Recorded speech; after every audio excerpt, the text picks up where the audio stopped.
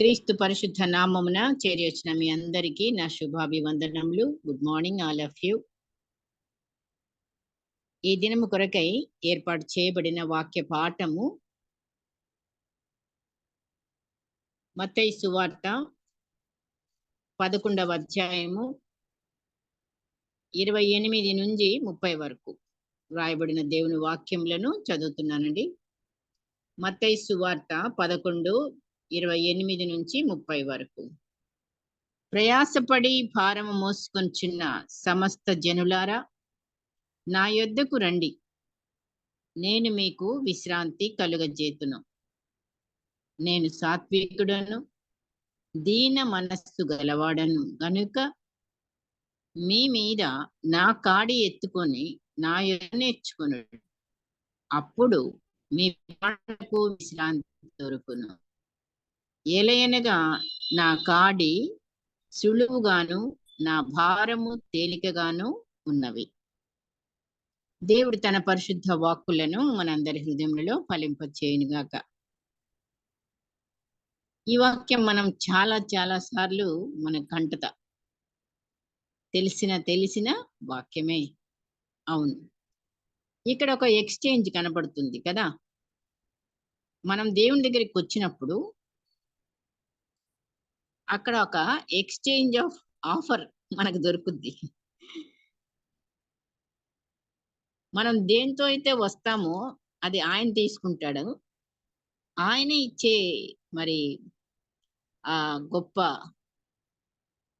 అది ఏదైనా కావచ్చు, మనం అడిగింది కానీ మనం ఊహించనిది కూడా ఆయన మనకిచ్చి పంపించే దేవుడు. కాబట్టి ఆయన అంటున్నాడు, మరి మనం ఏమై ఉన్నామో, ఎలా ఉన్నామో, ప్రయాసంతో ఉన్నాము, భారం మోస్తూ ఉన్నాము. అందుకే ఆయన పిలుపు ఇస్తున్నాడు, నా యొద్దకు రండి. ఆయన యొద్దకు వెళితేనే మరి మనకు ఆ భారము, ప్రయాస అన్ని కూడా తొలగిపోతాయి. మరి ఆయన మనకి ఇచ్చేదేంటి? విశ్రాంతి. ఇంకా ఆయన యొద్ద నేర్చుకోవాలంట. ఆయన కాడిని కూడా ఎత్తుకోవాలి. మన కాడిని అక్కడ పెడితే ఆయన కాడిని మనకి ఎత్తి పంపిస్తాడు. ఆయన కాడి సులువే, సాత్వికత, దీన మనస్సు అనే ఆ కాడిని మనం ఏం చేయాలి? ఎత్తుకొని ఆయన యుద్ధనే మనం అది నేర్చుకోవాలి. అప్పుడు మన ప్రాణాలకు విశ్రాంతి దొరుకును. విశ్రాంతి ఇచ్చేస్తానంటున్నాడు, కానీ అక్కడ కండిషన్ ఉంది. మళ్ళీ ఆ కాడి ఎలా ఉంటుందో కూడా ముందే చెప్తున్నాడు యేసయ్య. మరి సులువుగానే ఉంటది, నా భారం తేలికగానే ఉంటది. స్తోత్రం. యేసయ్య దగ్గరికి వచ్చినప్పుడు మనము ఎక్స్చేంజ్ ఆఫ్ లైఫ్, మన జీవితమే మార్పు చెందే జీవితంగా ఉంటుంది కంపల్సరీగా. నిజంగా మరి ఆయన దగ్గరికి వచ్చిన వాళ్ళకి ఆయన మరి మన కొరకు తను తానుగా మరి మనల్ని ఎంతగానో ప్రేమించిన యేసయ్య, మరి మనం మొన్నటి వరకు కూడా సిలువ ధ్యానాల్లోనే ఉంటూ వస్తున్నాము. అయితే సిలువ ధ్యానం అయిపోయింది కదా అంటే ఇంక ఇప్పుడు ఎందుకు మళ్ళా సిలువ అంటున్నారు అని అంటారా? మరి ఆయన మనకు చెప్పింది ఏంటంటే, మనం జీవితాంతం సిలువ ఎత్తుకోవాల్సిందే, సిలువతో నడవాల్సిందే. అన్ని అనుభవాలు కూడా సిలువలో ఏవేవైతే యేసయ్య చవి చూచాడో అవన్నీ కూడా మనము ఒకటొకటిగా అనుభవంలోకి రావాలి. అప్పుడే మనకి పునరుద్ధాన శక్తి. అవును, మరి దేవుని నుండి మనం ఎక్స్చేంజ్ లైఫ్ ఏమైతే ఆ ప్రక్రియ అక్కడ జరుగుతుందో, యేసయ్య సిలువ యొద్దకు వచ్చిన ప్రతి వ్యక్తిలో కూడా ఈ మార్పులు చేర్పులు మనం చూస్తాం. ఇది ఒక్కళ్ళకనే కాదు, ఆయన పక్షపాతి కాడు కదా. కాబట్టి ఇది ప్రతి బిడ్డకి కూడా సేమ్. అలాంటి కృప ఆయన తన చేతితోనిస్తున్నాడంట. దేవుడు కృప అనే చేతితో తన ఆత్మీయ దీవెనలను, క్రీస్తునందుంచిన ఆశీర్వాదములను మనకందరికీ అందించుచుండగా, మరి ఈ భూమిపై ఉన్న మనము విశ్వాసమనే చేతితో మాత్రమే ఆ దీవెనలను, ఆ ఆశీర్వాదములను అందుకోగలం. కృప అనే చేతితో దేవుడు తన ఆత్మీయ దీవెనలు, ఆశీర్వాదాలు అన్ని కూడా ఎవరిలో ఉన్నాయి? యేసయ్యలో, క్రీస్తునందు ఉంచిన. అవి మనం అందుకోవాలంటే ఎలా అందుకుంటాము? విశ్వాసం అనే చేతితో మనం అందుకోవాలి. అయితే మనం అందుకోలేకపోతున్నాం అన్ని ఆశీర్వాదాలు. క్రీస్తునందు మరి ఏమేమైతే మరి తండ్రి మనకు అనుగ్రహిస్తున్నాడో అన్నిటినీ మనము పొందుకోలేకపోతున్నాము, అందుకోలేకపోతున్నాము. ఎందుకని? అంటే ఒకటి మనకట్టి గ్రహింపు లేనందువల్ల. అంటే ఖచ్చితంగా క్రీస్తునందు ఇన్ని ఆశీర్వాదాలు ఉన్నాయన్న గ్రహింపు కొన్నిసార్లు ఉండటం లేదు. 2, దేవుణ్ణి అడగనందువల్ల. మనం ఆయన దగ్గరికి రావాలి. మనం ఆయన ఇచ్చే ఆశీర్వాదాలని మరి మనము అందుకోవడానికి అడిగే బిడ్డలంగా కూడా ఉండటం లేదు. ఒకవేళ అడిగినా మరి స్వార్థంతో అడుగుతున్నామేమో. స్వార్థం అంటేనే ఆయనకి పడదుగా. కాబట్టే నిస్వార్థంగా మనం అడిగినప్పుడు, అంటే నాకే కావాలి దీవెన అని కాదుగా, నీ ద్వారా, నా ద్వారా అందరికీ అవసరమే అనే మనకి కూడా గ్రహింపుతో అడగాలి. అలా అడగటం లేదు కాబట్టి మనం పొందుకోలేకపోతున్నామేమో. ఒకవేళ అడిగితే స్వార్థంతో అడుగుతున్నామేమో. మరి అది కూడా మనం సెట్ చేసుకుందాం.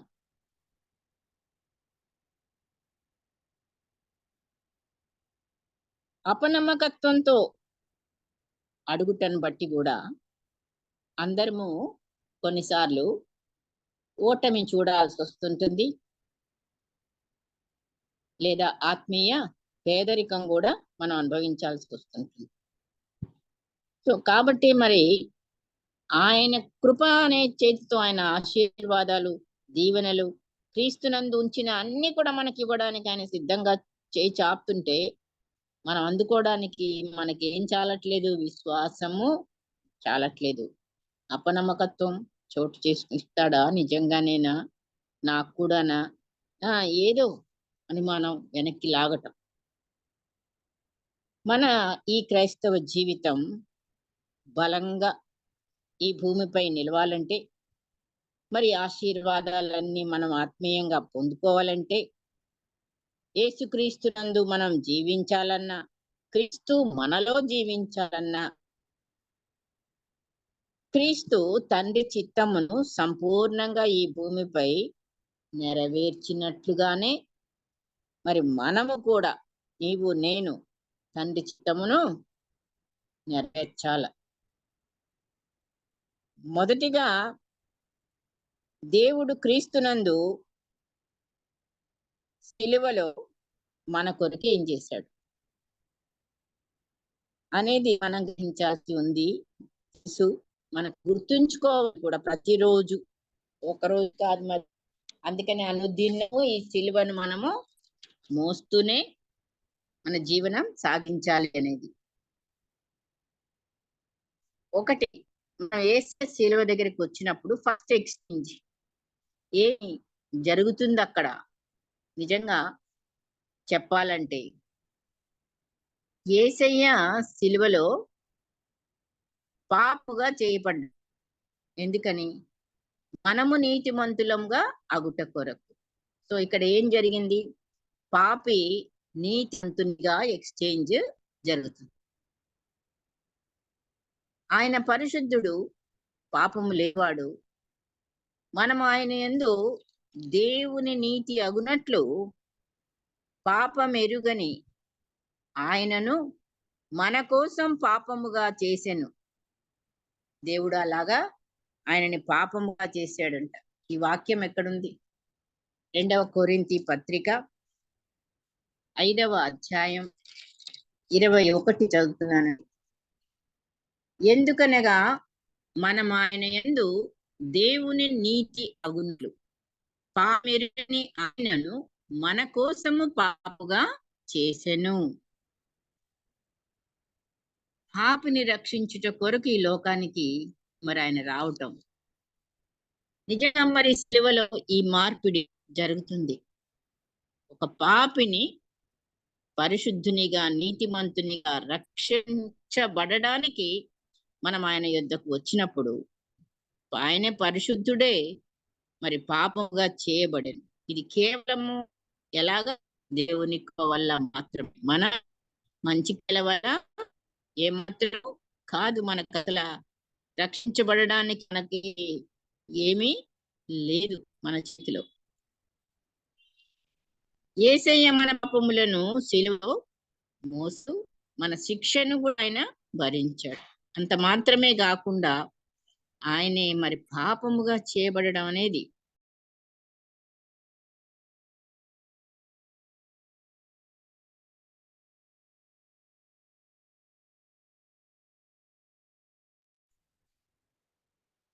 మనకి జరిగినా కూడా మరి సాతానుడు అనేక సార్లు నీవు నేను పూర్వం చేసిన పాపాలను ఇప్పుడు కూడా మన పాప స్థితిగతులను అనేక సార్లు మన జ్ఞాపకం చేస్తూ మనలను విశ్వాసము నుండి పడగొట్టే ప్రయత్నం చేస్తూనే ఉన్నాడు. భయాన్ని పుట్టించే ప్రయత్నాలు ఎన్నో సార్లు చేస్తున్నాడు.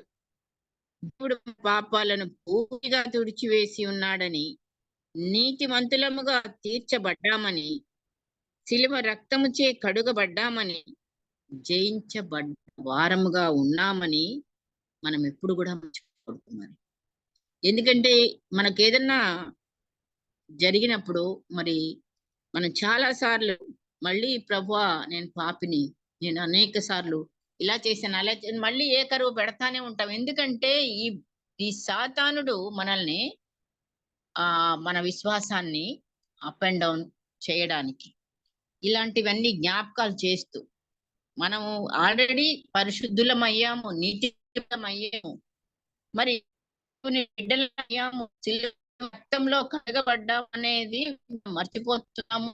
జయించబడేదని ఇంకా ఎక్కడో ఉన్నట్టుగానే మనల్ని మన ఊహల్ని సాతాను తీసుకెళ్తా ఉంటాయి. కనుక మనకు అలాంటిది వచ్చినప్పుడు ఏంటి? ఆ విశ్వాసంలోకి, అపనమ్మకత్వంలోకి, దేవునికి కాస్త దూరంగా మనల్ని నెడుతున్నాడు. అది మనం గుర్తించి ప్రతిసారి కూడా మనము నీతిమంతులమే, పరిశుద్ధులమే అనే విషయాన్ని మనము మార్చబడవాళ్ళము అనేది గుర్తుపెట్టుకుందాం. రెండవదిగా యేసయ్య సిలువలో దరిద్రుణ్ణి ధనవంతునిగా చేశాడు. నిజంగా మరి మనల్ని గొప్పవారినిగా, ధనవంతులనుగా చేయుటకు ఆయన దరిద్రుడయ్యను. ఇదే 2వ కొరింథీ పత్రిక 8వ అధ్యాయము 9వ వచనం. మీరు మన ప్రభు అయిన యేసుక్రీస్తు కృపను ఎరుగుదురు గదా. ఆయన ధనవంతుడై ఉండియు మీరు తన దారిద్ర్యము వలన ధనవంతులు కావాలని మీ నిమిత్తము దరిద్రుడాయను. సో ఈ ఎక్స్చేంజ్ జరిగింది. మనము ఇంకా పేదవాళ్ళమే, దరిద్రులంగానే మనం భావించుకుంటా కాదు కదా. ఎందుకంటే నీలో ఉన్నవాడు లోకంలో ఉన్నవాడి కంటే గొప్పవాడు ఉన్నాడు మనలో. మనం గొప్పవాళ్ళమే. అయితే లోకరీతిగా మనము ఆ డబ్బు, హోదా అది మనకి కొన్నిసార్లు అదే ధనం అనుకోవడం కాకుండా మరి ఆత్మీయ రీతిగా, ఒక్క ఆత్మీయ రీతిగానే కాదు, ప్లస్ లోకరీతిగా కూడా అనగా శారీరక రీతిగా కూడా ఆయన మనల్ని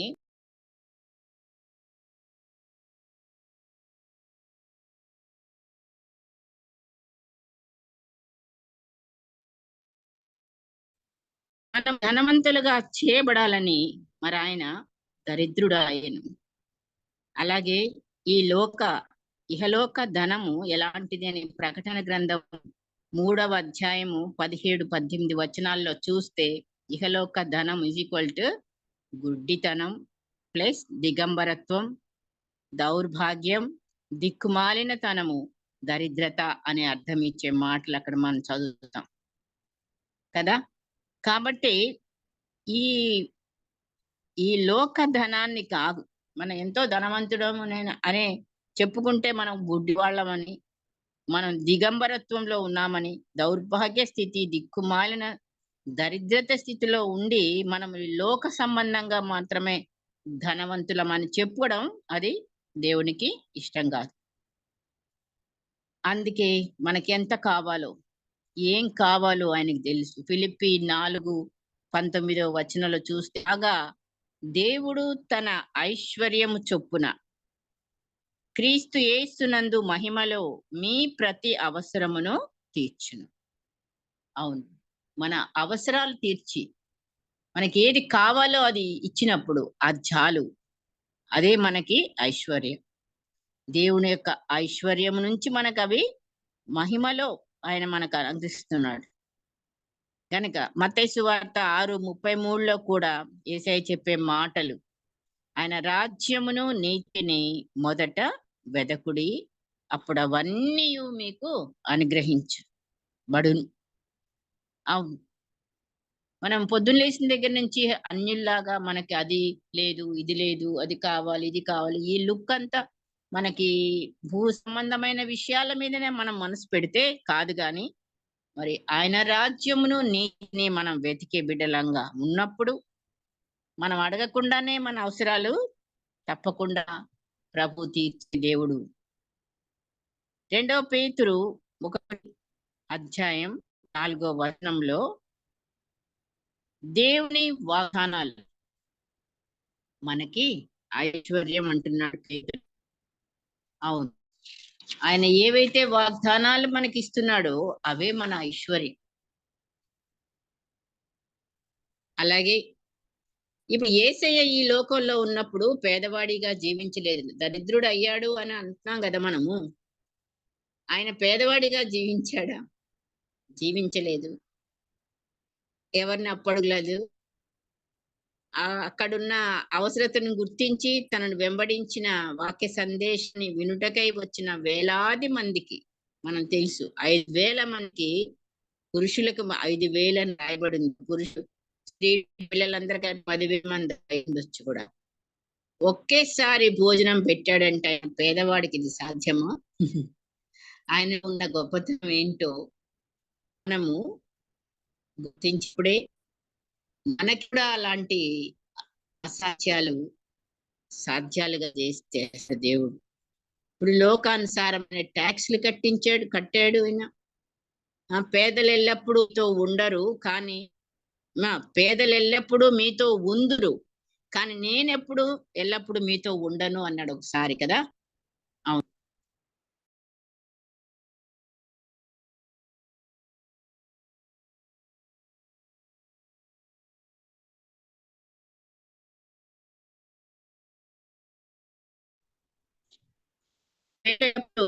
మీతో ఉంటారు కానీ నేను ఎల్లప్పుడూ మీతో ఉండను అన్నాడు. అర్థం ఏంటి? ఆయన పేదవాడుగా అని చెప్తున్నాడా?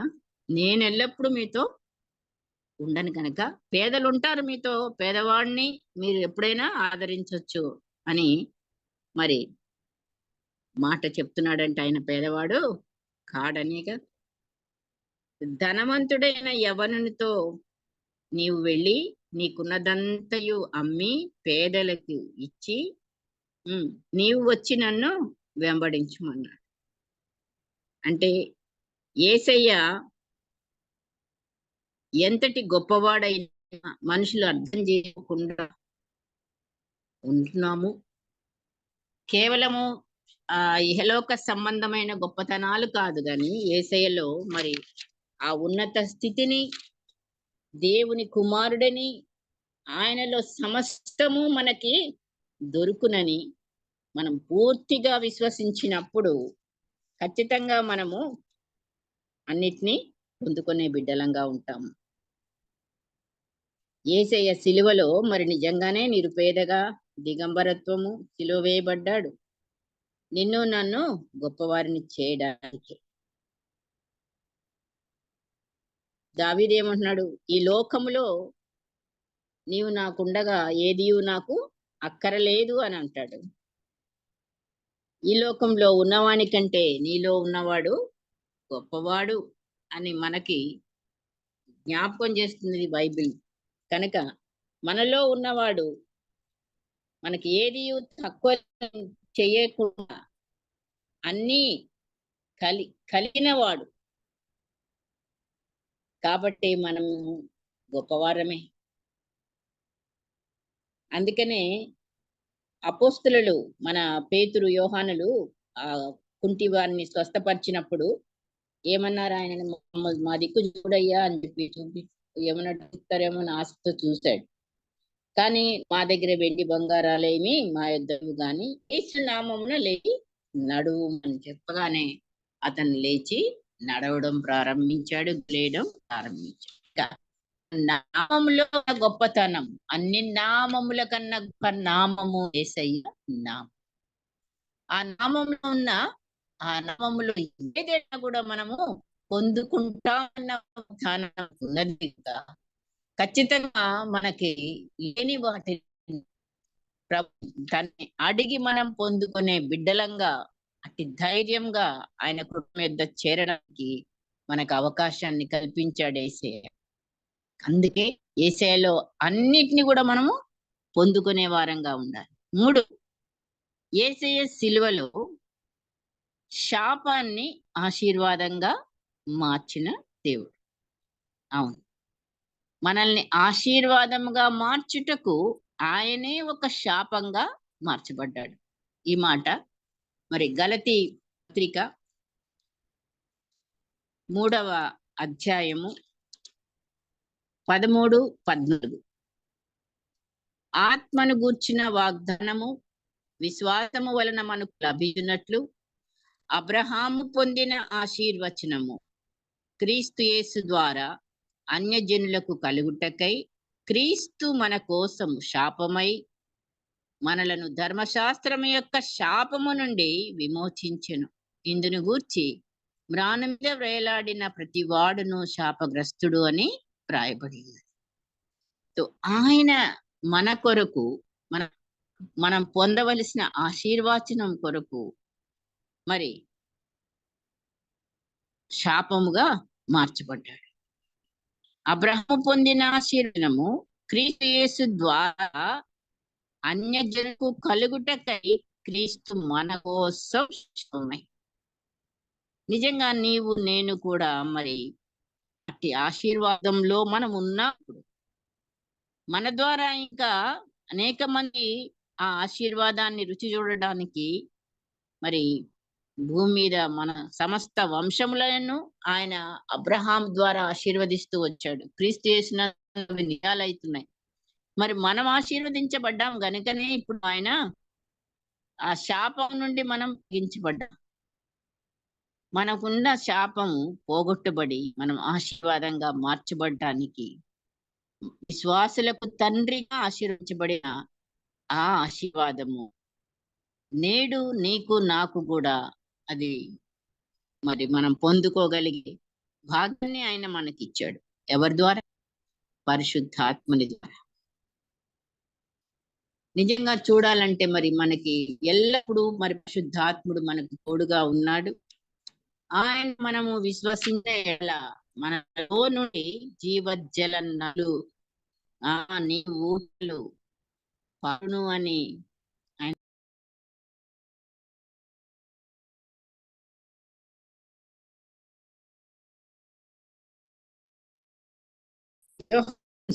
ఏడవ అధ్యాయము 37, 39 వచనాలు చదివితే, ఆ పండుగలో మహాదినమైన అంత్యదినమున యేసు నిలిచి ఎవడైనను దప్పిగొనిన ఎడల నా యొద్దకు వచ్చి దప్పి తీర్చుకొనవలెను. నా యందు విశ్వాసించువాడో లేఖ చెప్పినట్టు కడుపులో నుండి జీవజల నదులు పారుని బిగ్గరగా చెప్పాను. తన యందు విశ్వాసముంచువారు పొందబోవు ఆత్మను గూర్చి ఆయన ఈ మాట చెప్పెను. కనుకనే మనం విశ్వాసమును ప్రతి నిమిషము కూడా మనకి కావాలి.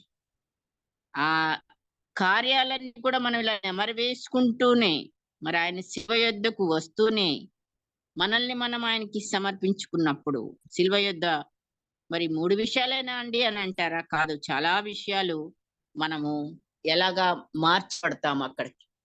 అవును. మనం బలహీనులంగా ఆయన దగ్గరికి వెళ్ళినప్పుడు, మనల్ని ఆయన బలవంతులుగా నిలబెడతాడు.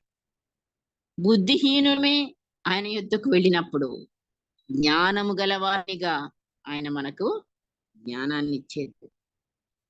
అవును. చనిపోయినాము. కొన్ని విషయాలలో మనం చనిపోయిన బిడ్డలం. అయితే మనల్ని పునరుద్ధాన శక్తిగా మార్చేది మరి సిలువయనే.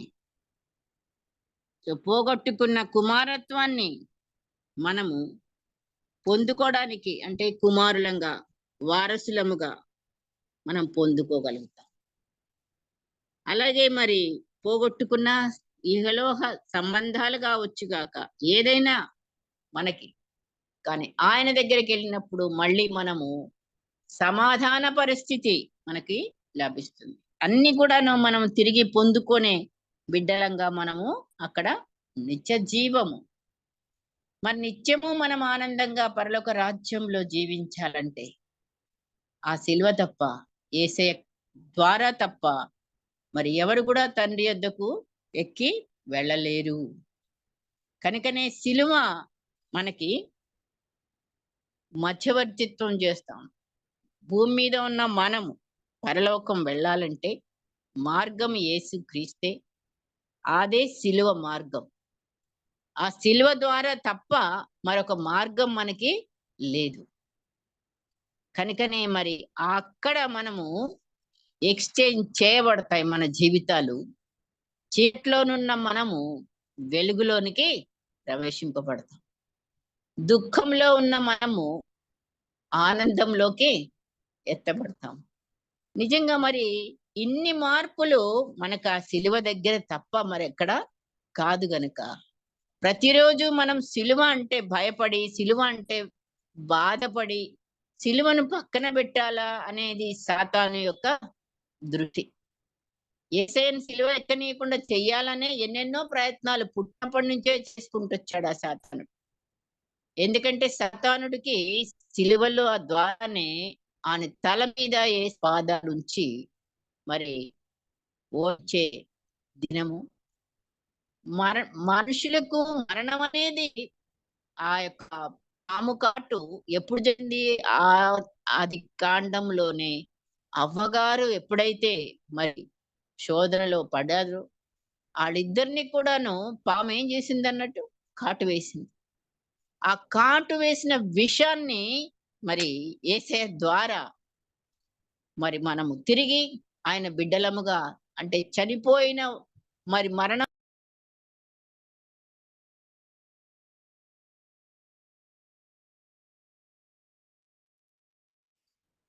ఎప్పుడైతే మరణము అనేది వచ్చిందో, సంభవించిందో మానవునికి, తిరిగి యేసయ్య మరణము ద్వారానే పునరుద్ధాన శక్తిని పొందుకున్నాడు. మరణం ద్వారానే ఆ శిలువ మరణం ద్వారానే సాతానుని ఓడించాడు.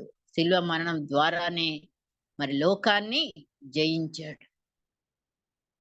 అందుకే ఈ రోజున మనము ఇంత స్వాతంత్రంగా తండ్రిని తండ్రి అని పిలవగలిగే అర్హత మనం పొందుకొని, మరి ఎంతో విశ్వాసంతో మనము అడుగు వేయడానికి ఇంకా కూడా మనల్ని ఇబ్బంది పెడుతున్న ఈ చీకటి శక్తి సాతాను ఏదైతే మనల్ని వెంబడిస్తూ మనల్ని పడగొట్టడానికి మనం పొందుకున్న వాటిని కూడా మనం మర్చిపోయేలాగున చేసి మరి తిరిగి వెనక్కి లాగి మన దృష్టిని మరల్చి భూమికి ఈ లోక సంబంధమైన వాటికి పరిమితం చెయ్యాలని, దేవునికి దూరం చెయ్యాలన్నదే సిలువ అంటే సాతానుకి పడదు మరి.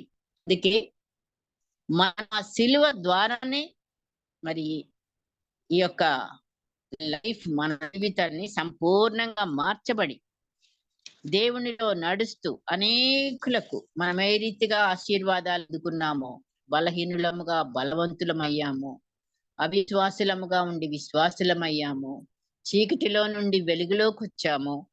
అదే గనక మరి బుద్ధిహీనులమే కానీ జ్ఞానం మనకి ఎలాగ ఆయన ఇచ్చాడో, పునరుద్ధాన శక్తి మనం పొందుకున్నాము, సమాధానాన్ని ఎలా మనం పొందుకున్నామో, కుమారత్వాన్ని ఎలా పొందుకున్నాము, పరలోక రాజ్య వారసులం కూడా మనం అయ్యాము. ఇవన్నిటిని కూడాను మరిపించడానికి సాతాను చేసే ఏదైనా మనం తిరిగి శోధనలో పడిపోయే వారం కాకుండా మనం మార్చబడ్డాము అనే ఒక నమ్మకం విశ్వాసంతో జయించిన వారమని మనం జ్ఞాపకం చేసుకుంటూ మరి ఆ సిలువను ప్రతిరోజు కూడా మనము ఎత్తుకొని ఆయనను వెంబడించి మనము దీవించుతూ అనేకులకు ఆశీర్వాదకరమైన బిడ్డముగా ఉండడానికి, అనేకులు ప్రభు తట్టు త్రిప్పారడానికి పరిశుద్ధాత్మ దేవుడు నీకు నాకు సహాయం చేయునుగాక. ఆమేన్.